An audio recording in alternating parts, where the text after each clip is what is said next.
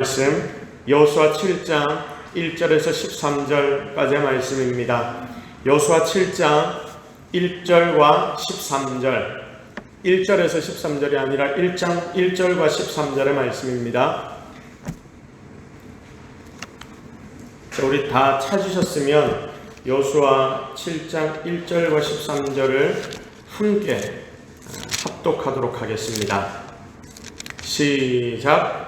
이스라엘 자손들이 온전히 바친 물건으로 말미암아 범죄하였으니 이는 유다 지파 세라의 증손 삽디의 손자 갈미의 아들 아간이 온전히 바친 물건을 가졌음이라. 여호와께서 이스라엘 자손들에게 진노하시니라. 13절. 너는 일어나서 백성을 거룩하게 하여 이르기를 너희는 내일을 위하여 스스로 거룩하게 하라. 이스라엘의 하나님 여호와의 말씀에 이스라엘아 너희 가운데에 온전히 바친 물건이 있나니 너희가 그 온전히 바친 물건을 너희 가운데에서 제하기까지는 내 원수들 앞에 능히 맞서지 못하리라. 아멘.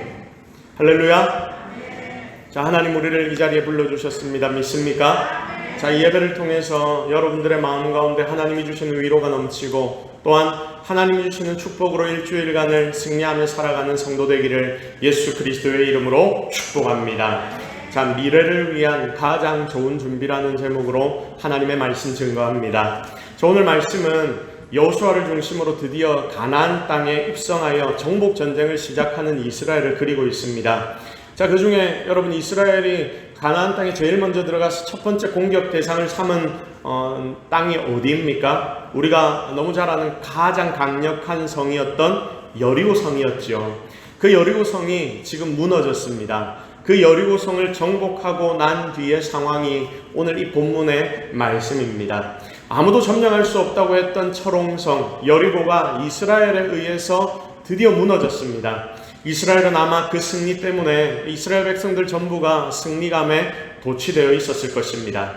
여러분, 만약 우리가 성경의 뒷내용을 잘 알기 때문에 우리는 이 생각을 하기가 어렵겠지만 만약에 우리가 성경의 뒷내용을 모른다라고 한번 생각해 보십시오. 그러면 당시 내가 이스라엘 백성들이었다면 무엇을 기대하겠습니까? 와, 우리 백성들 철옹성도 무너뜨렸으니까 이제는 이 여세를 몰아서 파죽지세로 적을 공격하자, 가나안 땅 한 방에 다 무너뜨려버리자, 여러분 이런 것을 기대하지 않겠습니까? 그런데 웬걸 너무 이상한 일이 그 백성들에게 벌어집니다. 자, 그 강력한 아무도 무너뜨릴 수 없다고 생각했던 여리고 성을 무너뜨리고 난 뒤 작은 성인 아이성을 공격했는데 어떤 일이 벌어집니까? 곧장 패배를 경험합니다. 여리고와 비교도 안 되는 훨씬 작은 성에서 이 성은 아무도 공격했을 때 패할 수 없는 성이다라고 했는데 그런 성에서 패배를 당하는 것입니다. 그 패배의 이유는 무엇이라고 오늘 본문에 기록되어 있습니까? 아간의 범죄 때문이다 라고 기록이 되어 있습니다. 그래서 이스라엘의 진격이 그곳에서 멈추어집니다. 그러나 성도 여러분, 이 멈춤이라는 것, 우리가 잠시 살다 보면 멈출 때가 있지요. 이렇게 멈추어진다는 것도 궁극적으로 끝에서 돌아보게 되면 유익입니다. 왜냐하면 의미를 그 순간에 파악할 수 있고요. 또 가치를 다시 한번 확인할 수 있는 순간이기 때문입니다. 그래서 전진하는 것만이 우리에게는 유익이 아니라 멈추어 보는 것이 너무나 소중한 시간이 됩니다. 자, 13절 말씀을 보니까 여러분 13절 말씀을 한번 우리가 봐야 됩니다. 너는 일어나서 백성을 거룩하게 하여 이르기를 너희는 내일을 위하여 스스로 어떻게 하라? 거룩하게 하라. 자, 지금 하나님이 멈추어 있는, 패배에서 잠시 멈추어 있는 이스라엘을 향하여 뭐라고 말씀하시냐면 너희는 지금 이 순간이 중요한 게 아니라 이 순간에 한번 진 것이 중요한 게 아니라 내일을 위하여 무엇을 하라? 스스로 거룩하게 하라. 내일을 준비하라 라고 하나님이 명하는 것입니다. 지금 멈추어 있는 때에 오히려 내일을 잘 준비하면 그게 오히려 니들에게는 무엇이 된다? 복이 된다라고 말씀하는 것입니다. 자, 그러면 여기에 정말 중요한 질문이 하나가 등장하겠지요. 자, 그 질문이 뭡니까? 내일을 준비하라고 하나님 명령하셨는데 여러분, 우리의 인생에 지금 코로나 사태가 마치 잠시 우리를 멈추게 하는 것과 비슷한 느낌 아닙니까? 학교도 학생들이 가지 못하고 교회 예배의 모임도 잘 하지 못하고 다른 전도부터 시작해서 모든 모임들이 끊어져 있는 것 같은 바로 이 순간, 우리가 멈추어져 있는 것 같은 이 순간 하나님 우리에게도 나타나셔서 뭐라고 말씀하시느냐? 너희는 내일을 위하여 스스로 거룩하게 하라, 내일을 준비하라 말씀하시는데, 자, 그러면 우리가 내일을 준비해야 하는데 이게 제일 중요한 일일 텐데 내일의 준비 중에 최고의 준비가 무엇일까? 여러분, 이게 너무 중요한 질문 아니겠습니까? 자, 사랑하는 성도 여러분, 내일의 준비 중에 제일 중요한 준비가 무엇일까요? 무엇이라 여러분 생각합니까? 제가 정답을 가르쳐 드리겠습니다. 내일을 위한 최고의 준비는 바로 거룩함입니다. 다 같이 따라 합시다. 거룩함을 준비해야 합니다. 시작. 신앙을 준비해야 합니다. 시작. 신앙을 준비해야 합니다. 신앙이 미래의, 거룩함이 우리의 미래의 준비, 최고의 준비라는 것입니다. 사실 스펙을 쌓고 돈을 좀 준비하고 사람의 힘, 인력을 좀 준비하고, 여러분 이런 것은요 2차, 3차, 물론 이게 중요하지 않다라는 말이 아닙니다. 그러나 이것들은 다 2차, 3차 준비입니다. 내일을 위한 준비는 내가 성도라면, 예수 믿는 사람이라면 거룩이 가장 먼저 되어야 합니다. 자, 바른 신앙이 우리에게 필요합니다. 이게 오늘 말씀의 핵심입니다. 자, 본문 7장을 처음부터 한번 읽어보십시오. 1절부터 끝까지 한번 쫙 읽어보십시오. 지금 원래는 제가 처음부터 다 읽어보려고 했는데 다 못 읽었거든요. 너무 길어서. 집에 가서 꼭 다시 한번 1절부터 끝까지 여러분 이 말씀을 묵상해 보십시오. 특이점이 이 한 장의 본문의 말씀을 쭉 보면 이 한 장의 말씀 내내 반복이 되는 단어, 문장이 있다는 것입니다. 자, 7장을 오늘 우리가 봤는데 6장부터 시작해서 7장까지 계속해서 반복되는 단어가 있고 문장이 있는데, 그 단어가 뭐냐면 온전히 바친 물건, 온전히 바친 물건. 여러분 1절에도 나오지 않습니까? 온전히 바친 물건이라는 문장이 계속해서 등장하고 있습니다. 여러분 이걸 히브리어로 표현하면 뭐가 되냐면요, 좀 어려운 것 같지만 이거 하나만은 기억하셔야 합니다. 자, 이게 히브리어로 표현하면 헤렘이라는 단어입니다.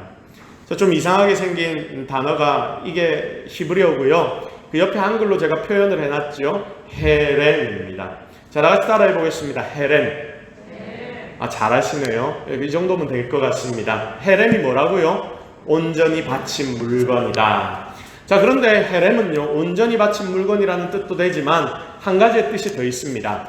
진멸하다. 여러분 이런 말 많이 들어보셨죠? 성경에 하나님께서 다른 백성들을 진멸해라, 죄를 진멸해라, 이런 말씀 많이 하시는데, 여러분이 헤렘이란 단어에는 진멸이란 뜻도 있습니다. 자, 그래서 헤렘을 진멸법이다라고 표현하기도 합니다. 저 오늘 제일 중요한 이해해야 할 부분 중에 하나가 바로 이 헤렘이라는 단어인데, 자, 그러니까 이 헤렘이라는 단어는 하나님의 백성들에게 있어서 내가 너희를 살려준 값이다. 그래서 온전히 바친 물건이라는 의미입니다. 내가 너를 살려줬고 내가 너에게 공급을 했으니까 그에 대한 증표로서 너희들은 조금도 남은 것들 손대지 말고 다 온전히 나에게 바치라. 이게 헤렘이라는 거예요. 온전히 바친 물건이라는 것입니다. 자, 그런데 반대로 생각해보면 이스라엘 백성들에게는 헤렘이 온전히 바친 물건, 나를 구해주셨으니까 그 남은 모든 것들은 다 하나님 앞에 온전히 드려야 하는데, 하나님의 백성이 아닌 이방인들에게, 멸망하는 백성들에게는 이게 무엇이 되느냐면 심판이 되는 거죠. 하나도 남겨두지 말고 다 죽여야 하니까. 자, 원래 상대를 공격해서 남겨두는 이유가 뭐냐면 전리품으로 가져가기 위해서 상대방을 공격하고 남은 것들을 남겨놓는 것입니다. 자, 그러니 여러분 진멸시키지 않고 남겨놓은 것, 그건 다 뭐가 되냐면 전리품이 되는 것입니다. 하나님께 바쳐져야 되는 것입니다. 지금 하나님께서 첫 번째 성을 굉장히 강력한 하나님의 능력으로 무너뜨려 주셨습니다. 그리고 난 뒤에 그 모든 것을 온전히 바친 물건으로 나에게 바쳐라라고 말씀하시는데, 헤렘의 법을 이스라엘 백성들에게 말씀하신 거죠. 이 법이 딱 실행이 되면 어떤 일이 벌어져야 하느냐? 그 성에 있는 모든 것을 진멸해야 하는데, 진멸하지 않고 남아있는 것들은 누구에게 바쳐야 하는 것이다? 하나님 앞에 바쳐야 하는 것이다. 그 말입니다. 하나님을 알지 못하고 대적하는 자들에게는 그러니까 이 헤렘은 완벽한 멸망, 심판이 됩니다. 근데 이렇게 다 진멸을 당해도요, 하나님의 백성은 어떻게 됩니까? 살아납니다. 왜냐하면 하나님을 믿기 때문에 사는 것입니다. 내가 이렇게 하나님의 은혜로 살았으니 그 생명값을 바쳐야 하는데 바로 이것이 헤렘이라는 것입니다. 그래서 헤렘이라는 단어에는 제일 중요한 의미가 뭐냐면 온전함. 다시 따라하겠습니다. 온전함이 제일 중요하다. 시작. 온전함이 제일 중요하다. 자, 100%라는 의미가 됩니다. 손대지 말고 다 죽여라. 손대지 말고 다 바쳐라. 너희들 다 살 것이다. 그리고 상대방은 다 죽을 것이다. 여러분, 이게 100% 완전함을 말씀하시는 것이 헤렘의 법칙입니다. 자, 그래서 과거 이 헤렘의 법칙이 굉장히 정확하게 나타나는 게 어디였냐면, 여러분 6월절 아시죠? 6월절. 악한 백성 애굽의 장자들을 하나님께서 직접 다 쳐 죽이셨던 그날, 애굽의 장자들은요, 너, 나 할 것 없이 한 명도 빠짐없이 모두가 다 죽임을 당했습니다. 그리고 심지어 하나님이 뭐라고 말씀하셨냐면 애굽의 집에 있는 동물의 첫째들까지도 내가 완벽하게 다 죽일 것이다. 이게 뭐냐면 진멸이라는 거예요. 하나도 남김없이 내가 다 100% 죽일 것이다. 자, 이스라엘 사람들을 하나님이 사용하지 않습니다. 누구를 보내십니까? 하나님의 천사를 보내셔서 하나님이 직접 이 일들을 행하신다라는 의미를 담아 천사들을 보내셔서 그 모든 일들을 행하셨습니다. 그런데 반대로 어린 양의 피를 문설주에 쫙 발라놓은 이스라엘 백성들은 어떻게 됩니까? 다 살아나는 거죠. 다 살아납니다. 자, 그러니 어떻게 되느냐? 살고 난 뒤에 살아난 그 생명은 원래 자신들도 어떻게 되어야 되는 생명입니까? 죽어야 하는 생명 아닙니까? 애굽 백성들과 똑같이 우리도 죽어야 하는 백성들인데 이 어린 양의 피를 발랐다고 그 피로 인하여 우리가 살아있으니 하나님이 너희들 그 첫째 아들들 내가 죽어야 하는 자들을 살려주었으니 그것들은 다 나의 것이다. 그래서 너희들이 잘나서 산 것이 아니라 내가 너희들을 살려줘서 산 것이다. 이걸 하나님이 가르쳐 주시는 것입니다. 그래서 굉장히 철저하게 하나님 셈을 하시는데 6월절 뒤에 하나님은 철저하게 헤렘의 법칙에 따라서 생명값을 바치라라고 명하십니다. 자, 너희 장자를 내가 살려줬으니 네 백성들 중에 내가 장자들을 다 살려줬으니 그 장자들 대신해서 너희들은 나에게 한 백성들을 바쳐야 한다. 그게 어떤 백성이냐면 레위 족속이라는 것입니다. 여러분, 하나님께서 왜 레위인들을 선택하셔서 하나님 그 성소에서 그들이 하나님을 위하여 수고하고 애쓰고 봉사하게 하셨느냐? 여러분 아시겠습니까? 아들을 다 애굽에서 죽이지 않았던 그 첫째 아들 대신에 하나님께서 받은 것이 레위인들이라는 것입니다. 그 이후부터 성전에서 유대인들이 레위인을 보지 않습니까? 성전에 가서 성전을 수종들고 봉사하는 레위인들을 볼 때마다 그 유대인들이 이 레위인들을 보면서 무슨 생각을 하게 되느냐? 레위인들을 볼 때마다 저들이 바로 우리의 장자, 나의 장자를 대신해서 하나님 앞에 나아간 자들이지. 장자를 바라보게 되는 것입니다. 우리나라에도 과거에 이 아들 중에서 장남이 최고 아니었습니까? 자, 이스라엘에서 장남은요 전부였습니다.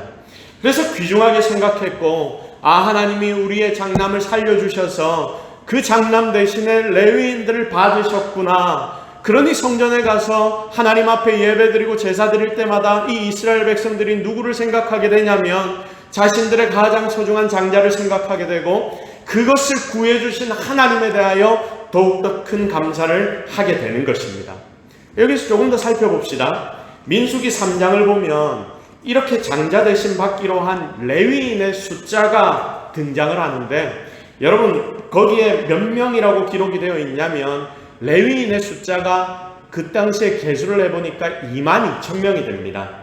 당시에 장자 수를 따져보니까 몇 명이 되냐면 22,273명이 됩니다.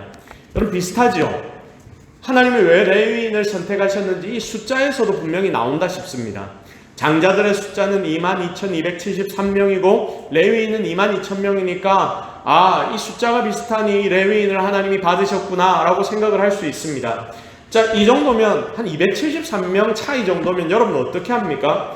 이 2만 명이니까 그 정도 큰 숫자에서 273명이면 큰 게 아니라는 겁니다. 이거 깎아줘도 아무 문제 없을 듯한데, 여러분 이 헤렘이라는 법이 얼마나 철저했냐면 그걸 하나님이 보여주시려고 굳이 이 273명의 인생들, 이 사람들의 값까지도 하나님은 니들이 다 내놔라 라고 말씀을 하십니다. 자, 민수기 3장 46절에서 47절 말씀을 우리 같이 읽겠습니다. 시작. 처음 태어난 자가 레위인보다 273명이 더 많은즉 속전을 위하여 한 사람의 5세겔씩 받되 성소의 세겔로 받으라. 한 세겔은 20계란이라. 아멘. 자, 보십시오. 273명의 장자가 남아있다. 거기 한 사람의 몇 세겔씩? 5세겔씩 계산을 해서, 그러니까 273 곱하기 5에서 1365세겔. 이것을 어떻게 알아? 성전에 바쳐야 된다.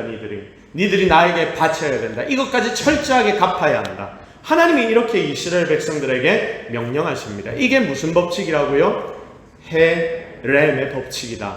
그만큼이나 하나님은 이 헤렘의 법칙을 어떻게 하신다? 철저하게 지키기를 원하신다 라는 것을 우리에게 가르쳐 주고 있습니다. 여러분, 이게 오늘 여호수아 7장에서 계속 등장하는 거예요. 온전히 바친 물건. 여러분, 온전히 바친 물건을 이 히브리어로 보면요, 이게 헤렘이라고 했죠. 집에 가서 한번 읽어보십시오. 6장과 7장에 계속해서 온전히 바친 물건 이 이야기들이 계속 나옵니다. 헤렘. 이게 계속해서 써 있는 겁니다. 그러니까 헤렘을 이스라엘이 지금 어겼고 온전히 바친 물건 정확하게 하나님 앞에 드리지 않았기 때문에 이스라엘의 지금 정복전쟁하면서 비참한 패배를 이들이 경험할 수밖에 없었던 것이다 라고 하나님이 가르쳐 주시는 것입니다. 자, 하나님이 여리고 성에서 승리하고 나셨을 때 헤렘을 요구하셨습니다. 헤렘을 뭐라고 말씀을 드렸지요? 헤렘은 온전히 바친 물건, 그리고 진멸하라. 전부 다 진멸하라. 자, 그래서 여리고 백성들을 다 진멸해야 되는 것이 이스라엘의 모습이었습니다. 자, 그리고 그들을 완벽하게 진멸하고 난 뒤에 태울 수 없는 것들, 태워도 남는 것들, 은이나 금 같은 것들, 이런 것들은 완벽하게 진멸할 수 없었기 때문에 하나님 앞에 바치게 되는 것입니다.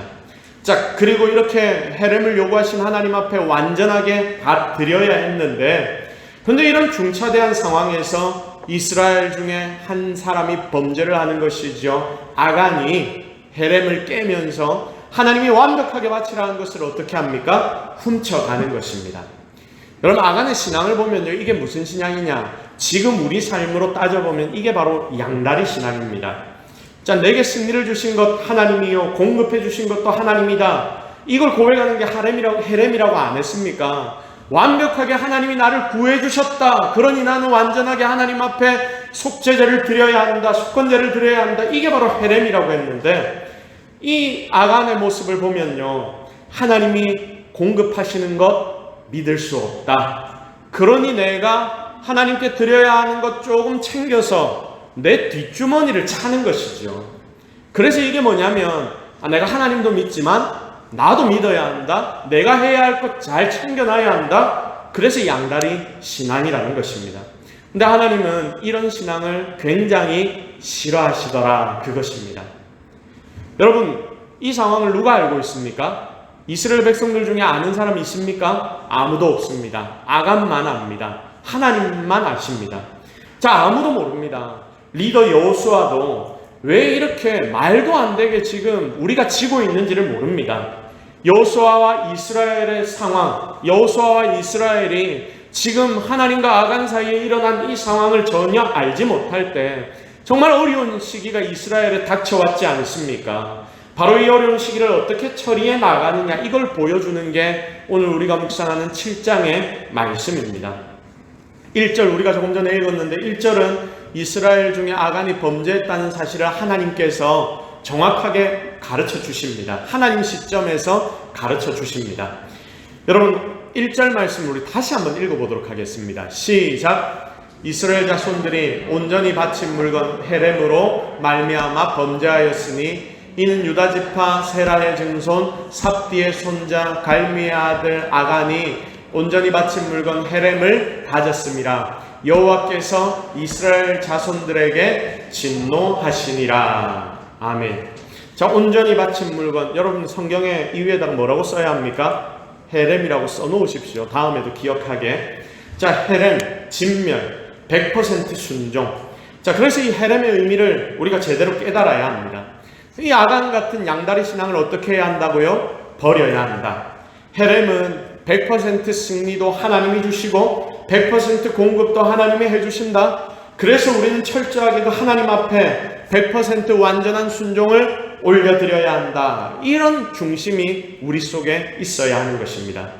그런데 사람이 조금 잘 되고 조금 승리하는 것 같고 내 인생이 조금 잘 풀려가면 여러분 사람이 어떻게 변하냐면요, 내 속에 양다리 신앙이 생기는 것입니다. 이 사람과 똑같은 거지요. 하나님의 축복도 받고 나도 좀 따로 챙겨놓고 세상 사는 게 여러분 이런 거 아닙니까? 그런데 이게 하나님의 승리를 완전하게 인정하지 않는 불신앙이라는 것입니다. 말은 우리도 마찬가지입니다. 말은 하나님 우리에게 승리 주셨습니다, 100% 하나님이 주신 승리입니다 라고 말하면서 실제로는 아니죠. 우리의 마음속 저 한쪽 구석에는 나도 좀 했지, 나도 좀 했지, 바로 이 생각을 가지고 있습니다. 이게 뭐냐면 헤렘이 깨어지는 것입니다.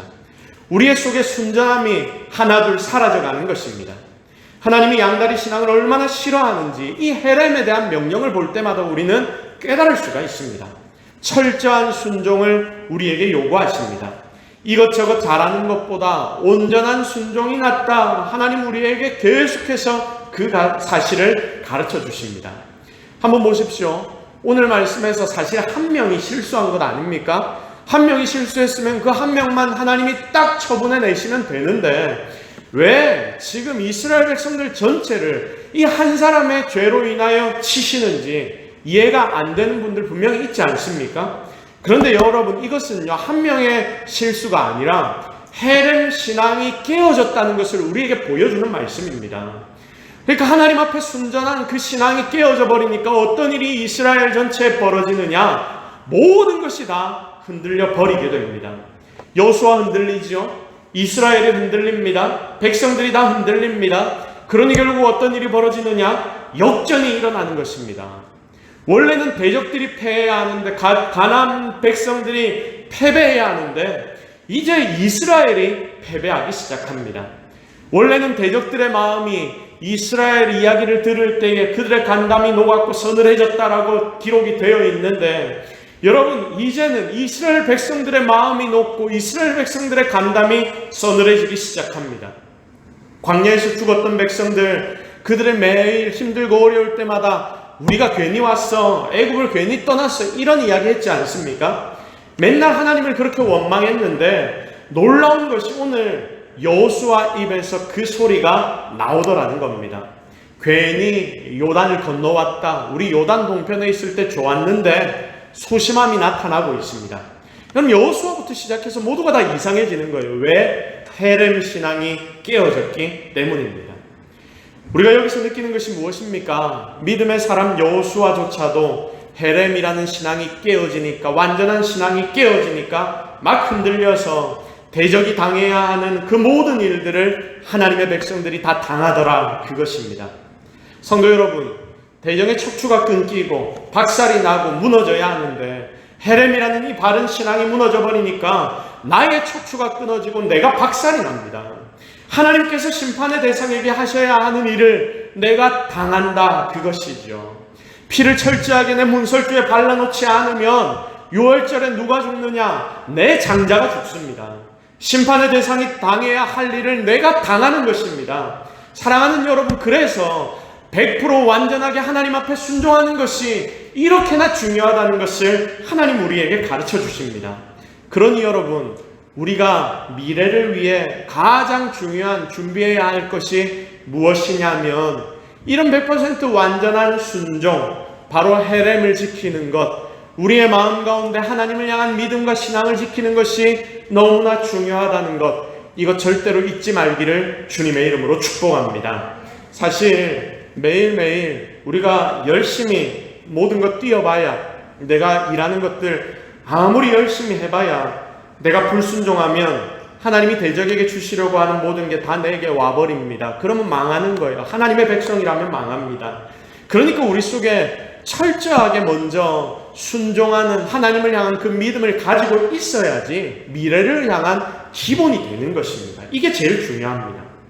오늘의 본문은 흔들리는 여호수아를 보여줍니다.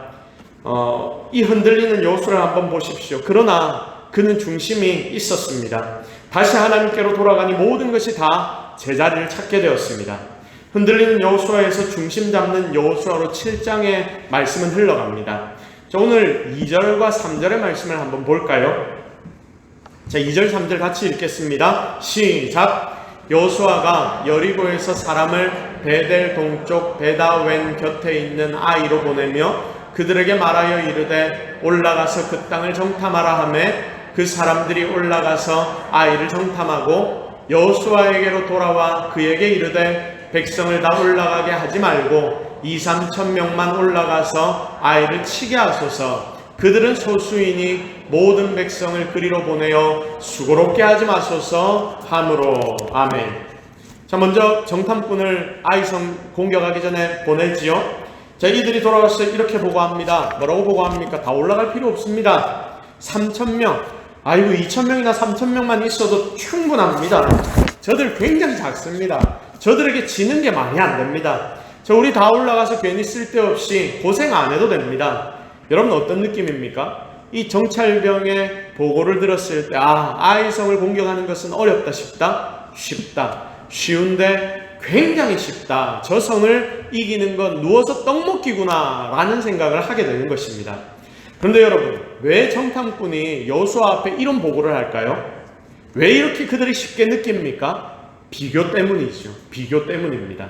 자, 우리 조금 전에 여리고 성도 이겼는데 저 쪼매난 아이성 못 이기겠냐 이겁니다. 여리고 성과 아이성의 크기를 비교하고 있습니다. 하지만 여러분, 중요한 것은요, 이들이 여리고 성을 이긴 건 맞지만 여리고 성을 이긴 것이 이스라엘 백성들의 힘이었습니까? 아닙니다.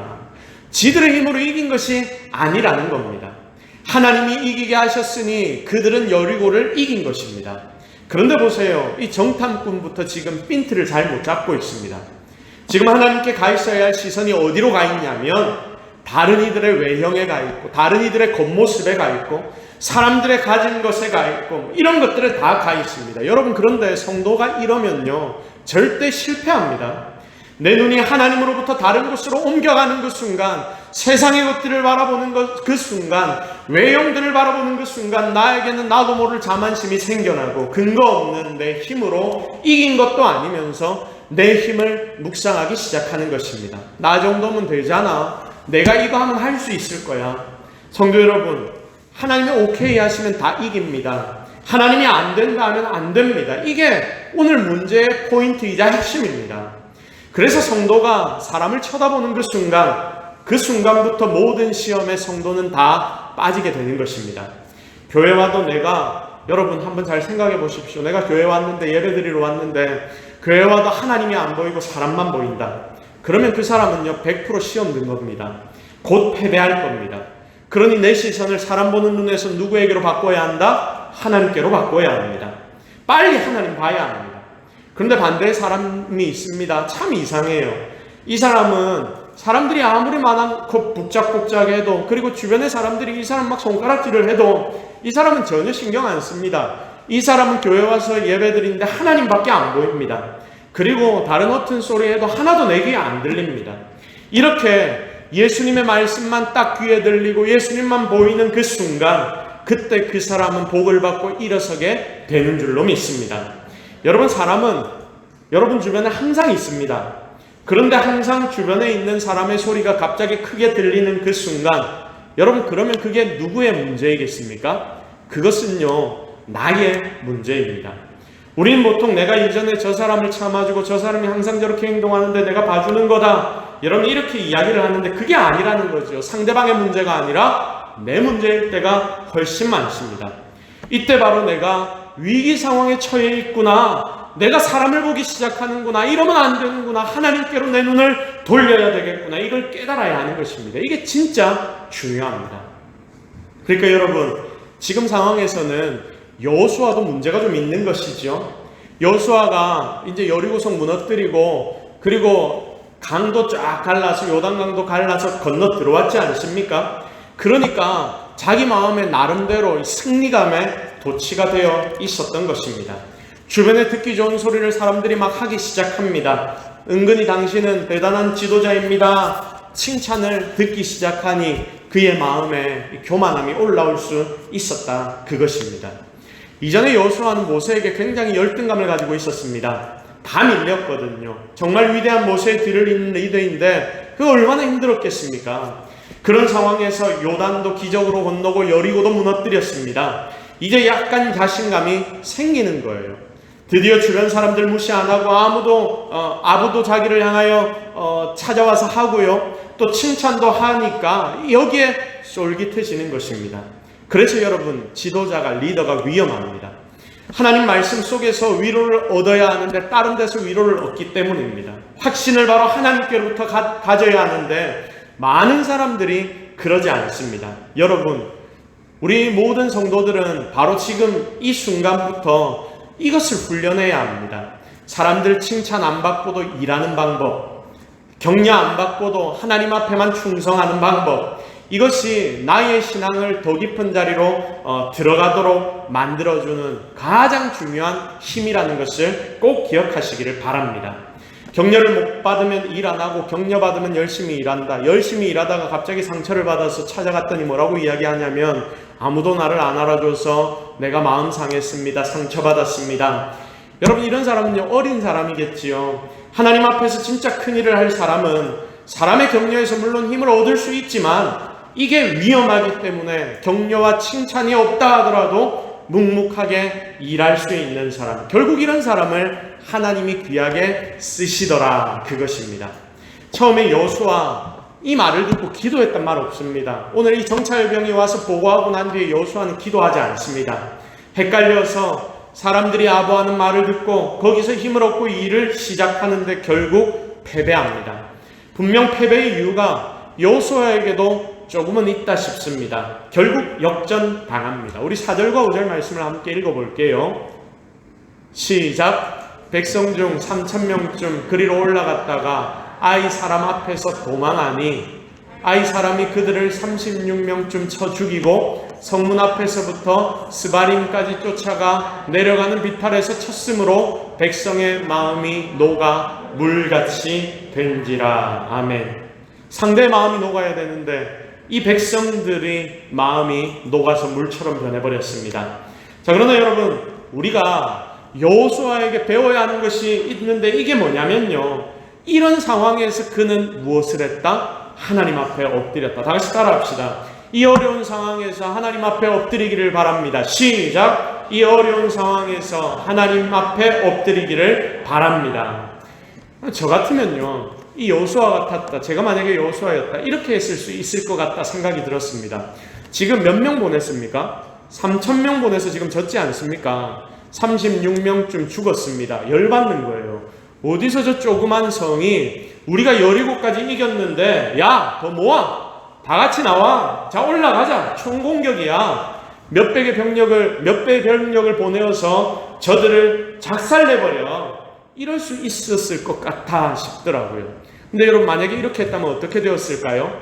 이스라엘 망했을 것입니다. 그런데 여호수아는요, 여기서 멈출 줄 알았습니다. 그리고 가장 중요한 것, 자신의 옷을 찢으며 하나님 앞에 기도하기 시작합니다. 자, 처음 그의 기도를 보면 좀 이상합니다.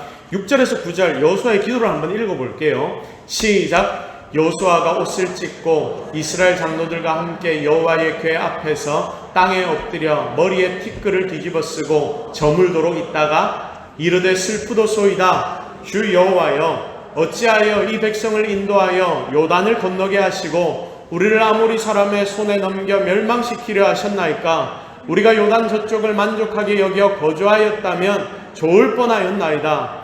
주여, 이스라엘이 그의 원수들 앞에서 돌아섰으니 내가 무슨 말을 하오리이까? 가나안 사람과 이 땅의 모든 사람들이 듣고 우리를 둘러싸고 우리 이름을 세상에서 끊으리니 주의 크신 이름을 위하여 어떻게 하시려 하나이까 하니. 아멘. 보십시오. 광야에서 죽었던 백성들 레파토리처럼 처음에 여호수아가 그렇게 기도합니다. 어찌 우리를 데리고 와서 여기에서 다 멸망하게 하시렵니까? 요단 저쪽에 있었으면 우리가 좋았을 텐데 어찌 여호수아가 이런 기도를 합니까? 그러나 그의 마지막 기도가 너무 좋습니다. 9절. 어찌 주의 크신 이름을 위하여 어떻게 하시려 하나이까? 어찌 하나님의 이름을 욕되게 합니까? 마지막에 하나님 중심으로 그의 기도가 돌아오기 시작하는 것입니다. 여호수아의 중심이 회복되더라, 그것입니다. 그러므로 사랑하는 여러분, 우리는 여기서 팁 하나만 딱 얻으면 됩니다. 우리 인생 사실 실수할 수도 있고요, 실패할 때도 있습니다. 축복과 저주가 다 우리의 인생에 있습니다. 넘어질 때도 있고 깨질 때도 있습니다. 어렵고 힘들어서 무너질 때도 있습니다. 그런데 이걸 진짜 우리는 버릇처럼 배워야 합니다. 이런 일들이 내 인생에 생길 때, 어려움과 아픔이 내 인생에 도착할 때에 우리는 무엇을 해야 한다? 하나님만 바라보고 하나님 앞에 나아가 하나님 중심으로 다시 살아야 합니다. 이게 바로 습관처럼 우리에게 되어야 하는 것입니다. 내 인생이 잘 안 풀려요. 사업도 잘 안 됩니다. 내 가정 보니까 콩가루 같습니다. 몸은 맨날 아픕니다. 이때 이 모든 내 주변의 일들을 푸는 방법이 뭐냐? 맨날 알고 하나님 어쩝니까? 나는 왜 이렇습니까? 이렇게 그거 놓고 이거 풀리게 해주십시오. 시집가게 해주십시오. 장가가게 해주십시오. 부도를 막아주십시오. 병 낫게 해주십시오. 물론 이런 기도도 필요하지만 여기에 우리가 너무 집중할 게 아니라 하나님을 먼저 바라보는 우리의 시선이 필요하다, 그것입니다. 무엇을 위하여? 하나님의 이름을 위하여. 하나님의 이름을 위하여. 이 여호수아처럼 하나님, 우리가 지금 망하게 생겼는데 하나님 이름 어쩝니까? 하나님의 이름을 위하여 기도하겠사오니 하나님 다시금 회복시켜 주십시오. 하나님의 영광을 위하여. 지금 하나님, 내가 하나님 이름 위해 뭐 하면 됩니까? 뭐 해야 합니까? 우리 교회가 무엇을 해야 합니까? 이거 하나 제대로 붙잡으면 우리의 인생이 다 그때부터 풀린다, 그것입니다. 이게 하나님의 나라를 구하는 거죠. 하나님 나라를 내가 구하면 다른 모든 것을 하나님이 채워주겠다, 책임져 주시겠다, 이미 성경에서 우리에게 많이 약속하셨습니다. 성경을 보면 맨날 하나님 우리에게 이걸 가르쳐 주시는데 우리는 이게 잘 안 됩니다. 욕심이 있기 때문입니다. 나도 실은 아간과 비슷한 수준이라는 것입니다. 그런데 여러분, 이런 우리가 나를 완벽하게 죽이고 오직 주만 위해 살겠습니다, 주의 영광 위해 일하겠습니다, 하나님 일 위해 살겠습니다. 여러분, 바로 이럴 때 우리의 절대 풀리지 않을 것 같았던 문제들이 어떻게 된다? 풀리게 된다는 것을 꼭 기억하시기를 주님의 이름으로 축복합니다. 자, 오늘도 복잡한 마음 가지고 답답한 마음 가지고 주 앞에 나온 분들 여기 많이 앉아 계시지 않습니까? 여호수아의 마지막 기도, 9절의 기도, 주의 크신 이름을 위하여 바로 이 기도를 배우고 회복하는 여러분들의 인생이 되기를 주님의 이름으로 축복합니다. 그래서 인생의 모든 문제가 바로 이 시간 예배를 통하여 풀려지기를 예수 그리스도의 이름으로 축복합니다. 자, 그렇게 여호수아가 하나님 앞에 나가니까 하나님이 니들 이렇게 하라, 이제는 정답을 가르쳐 주십니다. 정답을 알았으니까 순종하면 되는 거죠. 이 뒷부분은 이제는 그렇게 어려운 것이 아닙니다. 그대로 순종하면 되니까. 자, 모르는 게 문제지 아는 것은 문제가 아닙니다. 자, 아간의 범죄를 모르고 있었다는 게 문제였습니다. 자, 그런데 하나님 문제 보여주시고 이제는 풀라 하시니 풀면 되는 겁니다. 이제 10절부터 13절까지 한번 말씀을 읽습니다. 푸는 방법입니다. 시작. 여호와께서 여호수아에게 이르시되 일어나라, 어찌하여 이렇게 엎드렸느냐? 이스라엘이 범죄하여 내가 그들에게 명령한 나의 언약을 어겼으며 또한 그들이 온전히 바친 물건을 가져가고 도둑질하여 속이고 그것을 그들의 물건들 가운데에 두었느니라. 그러므로 이스라엘 자손들이 그들의 원수 앞에 능히 맞서지 못하고 그 앞에서 돌아섰나니 이는 그들도 온전히 바친 것이 됨이라. 그 온전히 바친 물건을 너희 중에서 멸하지 아니하면 내가 다시는 너희와 함께 있지 아니하리라. 너는 일어나서 백성을 거룩하게 하여 이르기를 너희는 내일을 위하여 스스로 거룩하게 하라. 이스라엘 하나님의 여호와의 말씀에 너희 가운데에 온전히 바친 물건이 있나니 너희가 그 온전히 바친 물건을 너희 가운데서 제하기까지는 내 원수들 앞에 능히 맞서지 못하리라. 아멘. 자, 말씀 보십시오. 히브리어 읽는 사람들의 느낌을 보면요, 계속 성경에 지금 뭐가 기록이 되어 있는 겁니까? 헤렘, 헤렘, 헤렘, 헤렘, 헤렘, 헤렘, 이게 기록이 되어 있는 것입니다. 귀에 못이 박힐 정도로. 얘들아, 그러면 안 돼. 헤렘 지켜. 헤렘, 헤렘, 헤렘. 그냥 계속 온전히 바친 것, 온전히 바친 물건, 이 말씀이 등장합니다. 이거 철저히 해야 돼. 이거 철저히 해야 돼. 이거 철저히 해야 돼. 헤렘 제대로 못한 사람이 있어. 찾아내. 그래서 제비를 뽑으니까 아간이 걸렸습니다. 그리고 이제는 아간을 제거해야 합니다. 여러분, 우리에게도 이런 죄악 불순종을 제거하면 길이 열리게 되는 줄로 믿습니다. 그래서 이게 뭐냐면 바로 미래에 대한 준비가 되는 것입니다. 하나님의 공급을 누리게 되며 하나님 주신 승리를 미래에 경험하게 되는 것입니다. 자, 그러면 도대체 아간이 뭘 훔쳐갔느냐? 21절 말씀 함께 읽어볼게요. 시작. 보소서, 이제 그 물건들을 내 장막 가운데 땅 속에 감추었는데 은은 그 밑에 있나이다 하더라. 아멘. 자, 20절 22절 계속 읽으면요, 외투 가죽 잠바를 훔친 것 같습니다. 그리고 은 200세겔을 훔쳤고요, 금 50세겔을 훔칩니다. 자, 당시에 노예가 은 30이었으니까 은 200세겔이면 노예 7명이 안 되는 가격. 지금 단위로 환산을 하면 노예 한 명이 한 1억 정도 생각을 하시면 된다 합니다. 그러니까 7억 정도를 그가 횡령했고요. 금덩이 50세겔이 뭐냐면 그 당시에는 은이 더 비쌌거든요. 가치가 좋았습니다. 지금 우리 눈으로 보면 금이 더 비싸겠다 하지만 그 당시에는 은이 더 비쌌습니다. 자, 그래서 여러분, 이 은덩이 7억 그리고 금덩이 조금, 이 정도의 것들을 그가 훔쳤던 것입니다.